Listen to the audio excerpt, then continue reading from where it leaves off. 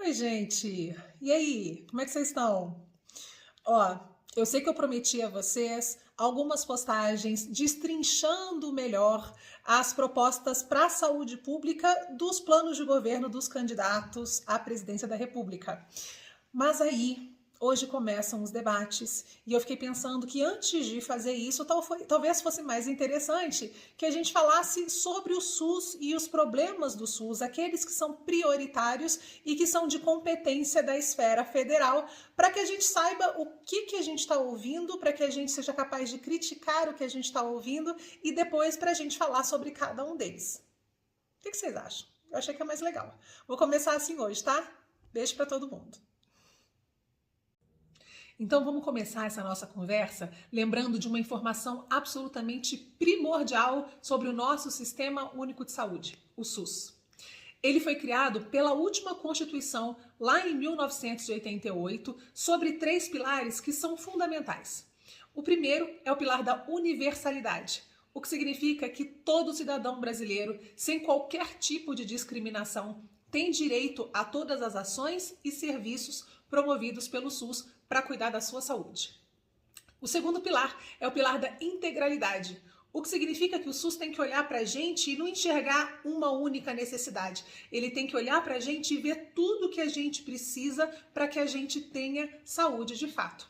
O que significa cuidar desde promoção de saúde, a prevenção de doenças, a tratamento, a outros cuidados extras, tudo isso faz parte daquilo que o SUS olha para a gente e enxerga como uma necessidade que ele deve atender.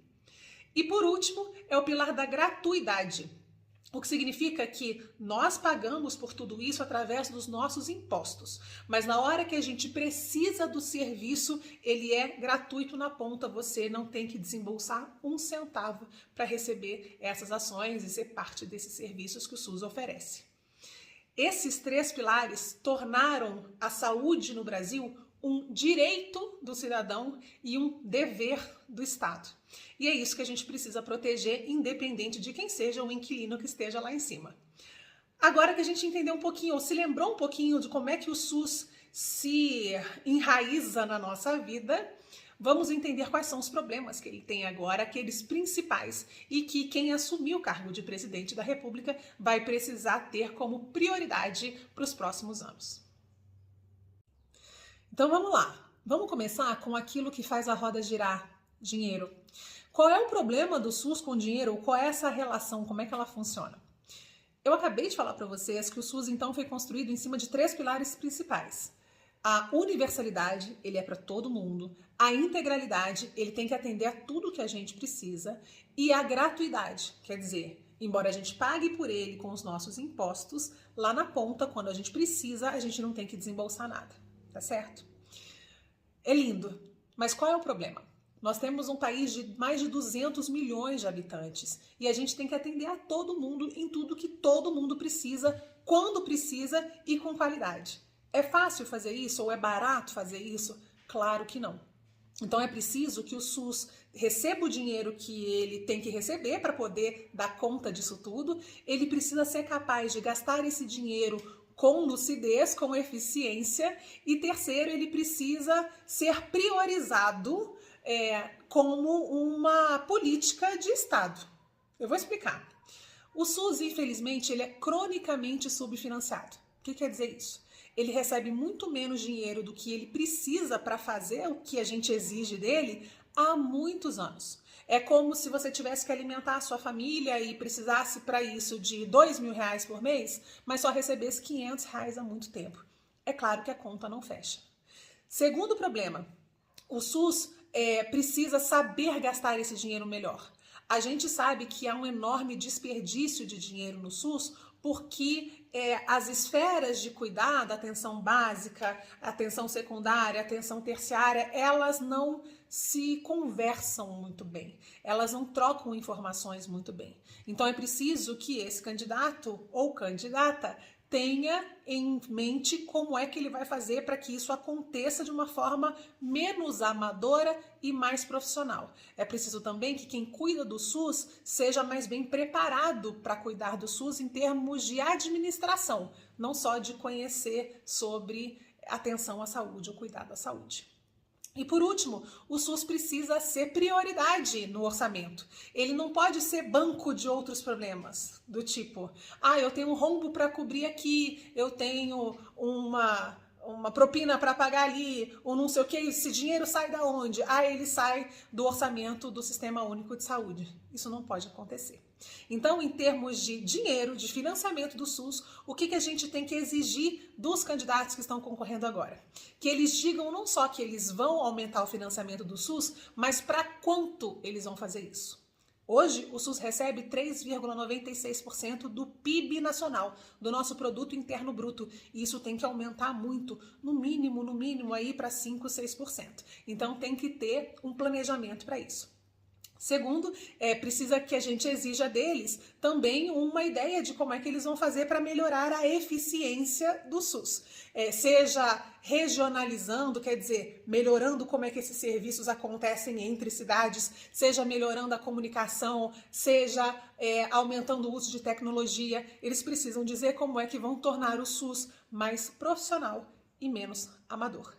E terceiro, a gente precisa exigir deles um compromisso de Estado, que o SUS vai ser, não só no governo desse candidato ou dessa candidata, vai ser nesse governo e para os próximos, legalmente, uma prioridade para o povo brasileiro. O próximo ponto é qualidade. Como é que a gente garante que o SUS, com o recebimento do dinheiro que ele deveria receber, vamos pensar assim, consegue oferecer um serviço de melhor qualidade para a gente? Tá, antes da gente pensar nisso, a gente tem que entender o que é qualidade em saúde. Então eu queria que você tentasse fazer essa reflexão aí, eu vou colocar alguns pontos aqui para vocês, sobre o que eu considero ser qualidade em saúde quando eu penso em mim, tá bom? Vê se é a mesma coisa que vocês pensam aí. Vamos lá, eu gostaria na minha saúde de tê-la protegida, diminuindo o meu risco de ficar doente. Então, se eu tiver acesso a alguma coisa que diminua o meu risco de adoecer, eu quero.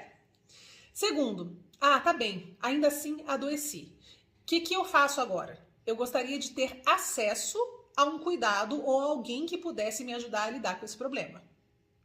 Terceiro, eu gostaria que esse acesso acontecesse o quanto antes. Eu não quero esperar 6 meses, 1 ano, 1 semana, o que quer que seja, para ter acesso a esse cuidado. Se eu tenho um problema agora, eu gostaria de ter acesso a esse cuidado agora.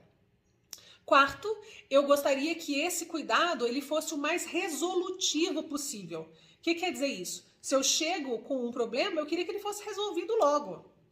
Mas, se ele não conseguir ser resolvido logo, eu gostaria de ter acesso a outros níveis de cuidado mais complexos que me ajudem a resolver esse problema dentro, de novo, dessa ideia de acesso, de tempo e de resolutividade, tá? Então, se a gente pensar que o SUS tem que atender isso tudo para todo mundo, é coisa, né? Mas como é que a gente traduz, então, essa intenção em política de saúde pública? Hoje a gente sabe que o quanto mais a gente prevenir alguém de ficar doente, quanto mais, melhor ainda, a gente promover a saúde das pessoas, melhor. Então eu estou falando de fortalecer um programa nacional de imunização que foi destruído nos últimos anos, lembrar as pessoas da importância da vacinação e que a gente tem isso de forma gratuita no Brasil, o que é uma coisa assim inacreditavelmente sensacional se você pensar no resto do mundo, mas também significa investir naquilo que a gente chama de estratégia de saúde da família, na atenção básica, naquilo que faz com que a gente controle os nossos fatores de risco, para que a gente não desenvolva doenças que sejam mais complicadas de serem tratadas, portanto, tragam para a gente maior sofrimento e também maior custo para o sistema de tratar.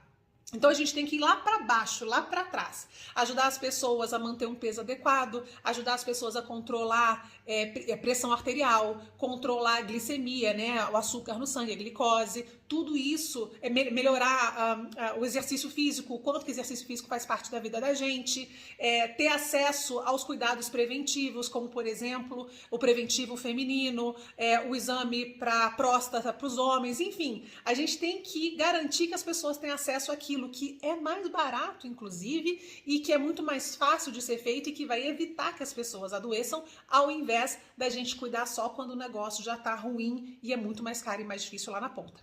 Então, em termos de saúde pública, a gente precisa melhorar o acesso à atenção básica, à atenção primária, a gente precisa fortalecer a estrutura da estratégia de saúde da família, a gente precisa qualificar os profissionais que fazem isso, a gente não pode deixar esse pessoal sozinho por aí sem ter uma educação continuada que os ajude a entender se eles estão praticando o melhor cuidado que eles podem, e a gente também precisa fazer com que esses profissionais vão para o interior, mas não é obrigar alguém a ir para o interior porque eu estou mandando, é criar condições para que essas pessoas não só vão para o interior, mas como elas fiquem felizes de exercer um cuidado para o paciente de acordo com aquilo que eles aprenderam. É melhorar a estrutura de posto de saúde, é melhorar a estrutura de hospitais, é garantir que essas pessoas vão ser remuneradas da forma correta, que elas vão ter o apoio que elas precisam.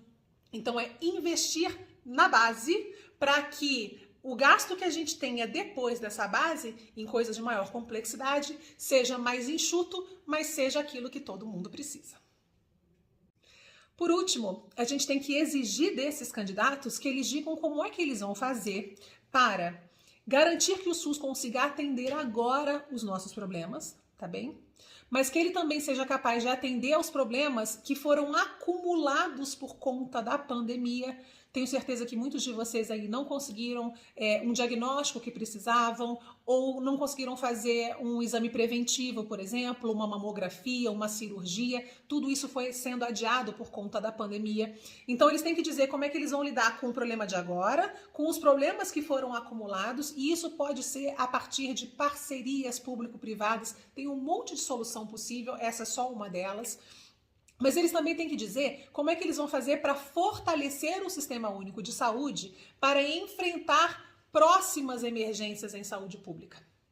A gente já falou sobre isso aqui algumas vezes. Infelizmente, a gente vai enfrentar novas emergências, a gente deve enfrentar outras pandemias numa velocidade muito maior do que a gente viu anteriormente. E isso é por conta do comportamento da raça humana com relação ao resto do planeta pelas últimas décadas, últimos séculos, mas principalmente pelas últimas décadas.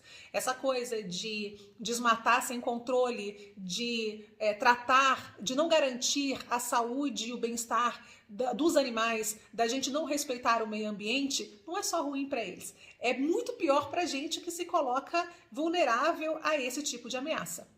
Então eles também têm que dizer como é que vão fazer isso, como é que eles vão garantir que os profissionais de saúde estejam incentivados com saúde mental suficiente e protegidos para lidar com esse tipo de coisa, como é que as vigilâncias que a gente precisa ter, vigilância epidemiológica, vigilância genômica e todas as outras, serão também fortalecidos para lidar com esses problemas, para antever ou detectar o mais rápido possível que eles estão acontecendo, como é que a gente vai garantir que a gente tenha a estrutura industrial necessária para lidar com essas necessidades. Por exemplo, não posso precisar de luva que só vem de não sei da onde, não posso precisar de uma medicação cujo IFA, né, aquela substância inicial que a gente precisa para fazer um remédio, para fabricar um remédio, não seja produzida aqui, só seja produzida, sei lá, também não sei aonde, que respirador tem que vir de não sei o quê. Eu preciso que o nosso parque industrial seja capaz de atender o máximo possível a nossa demanda. Eu preciso também que esse governo garanta que vai haver uma estratégia de comunicação clara e transparente, baseada em evidência para todo mundo, que ele vai coibir fake news, que ele vai responsabilizar quem faz isso, que ele não vai dar guarida para gente que não tem os melhores interesses públicos em mente. Então, para garantir que o SUS vai lidar com o que ele tem agora, para garantir que ele vai conseguir resolver os problemas acumulados e que ele vai se preparar para os problemas do futuro, a gente tem que exigir que esses candidatos falem de maneira muito clara o que eles vão fazer. Falei pra caramba, né? Mas, na verdade, esses são os problemas principais que tem a ver com o nível federal do SUS, lembrando que o SUS também é um sistema que funciona de uma maneira que a gente chama tripartite, quer dizer, tem responsabilidade do governo federal, tem responsabilidade dos governos estaduais e tem responsabilidade dos governos municipais, mas a gente está falando aqui de governo federal, então os principais problemas que a gente deveria procurar resolver agora para que eles tenham um efeito maior para a gente no futuro, são esses que eu coloquei aqui. Você acha que tem outros? A gente tem que pensar um pouco melhor? De qualquer maneira, esses são aqueles mínimos que a gente tem que exigir que os candidatos falem de maneira clara, aberta e com números sobre como é que eles vão resolver. Então, daqui para frente, eu vou tentar fazer aí uma análise daquilo que foi disponibilizado no TSE por cada um desses candidatos, para que a gente veja se eles estão falando sobre isso ou não e quão bem eles estão falando sobre isso ou não. E aí você vai poder fazer uma análise mais profunda e tomar sua decisão de maneira mais lúcida. Beijo para vocês!